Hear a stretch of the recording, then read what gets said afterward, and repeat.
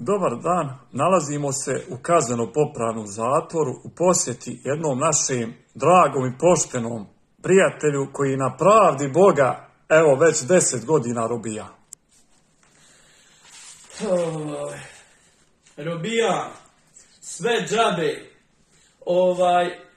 Pročitao sam ovdje knjiga. Nema više ovoga nijednog ruskog pisca starog da se more pročitati. Ovi ništa. Pročitao Čehova, Dostojevskog, Gogolja, Jesenija, Tolstoja. Pročitao sam ove sve knjige, njihove 3 puta u najmanju ruku od korice i do korice. Nema, šta ću više.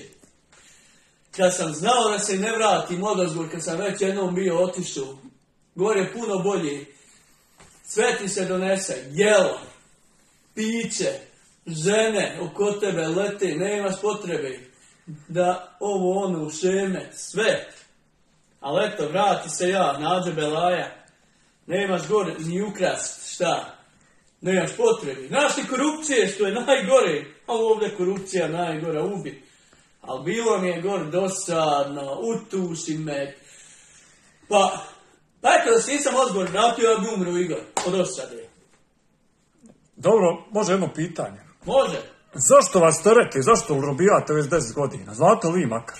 Džabi, prvi put me terete banka. Ja obio banku, nisam, ja vozio kola bola. Ja sam vozio i dobio jedan dio od njega. Znači, ja uopšte nisam obio banku, oni su lijepo ušli i... Pa niste bili uopšte u banci, jel? A terete vas. Pa samo vidio banku, gledao to isto... Šta ste vozili, jel? Samo vozio. Pa dobro, vi ste inako taksista. Ništa, jes, ništa. Dobro, čisto. Drugi put me terete, kod ja silovo. Bili u vikendici, sjedli ja i njiha 3. Fine, dobre, mlade, neudate, i malo sve to pjuckali, ono, šeme, dileme, i legli, zaspali, i one su meni ovako, izazivale me. I tu nije silovanje nikako. Džabi. Ima neko ubistvo isto spominje. Ma i to ubistvo, pa tu je 100% džabi. Sjedio ja, ako se nijem za stolom, i on pije. On je mene tusio, davio, bolan, pa ja nisam više znao šta ću, on je mene nervirao, ja sam čak osjećao njegovu krv, vrelu kako curim iz moje ruke. Ja sam njega njeznim udarcem boksao među rogove jednom, 2 put, 3 put. On je pao ko svijeća, ali nije on bolan umro što sam ga udario, već je pao nastavak i udario glavom u divičnjak.